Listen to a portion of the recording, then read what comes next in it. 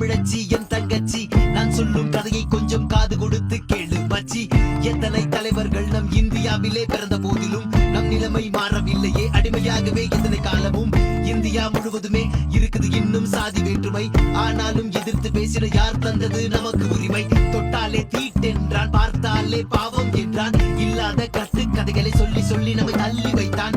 பள்ளியில் சேர முடியாது, கோவிலுக்குள்ளும் பாதம் நுழையாது, சாலையில் போக முடியாது, சாகடித்தாலும் கேட்க ஆளேது. 1000 ஆண்டுகள் போனது இப்படி, ஆனால் இன்றைக்கு மாறியது எப்படி? எடுத்து பார்க்கும் வரலாறு நமக்கு முகவரி அது யாரு?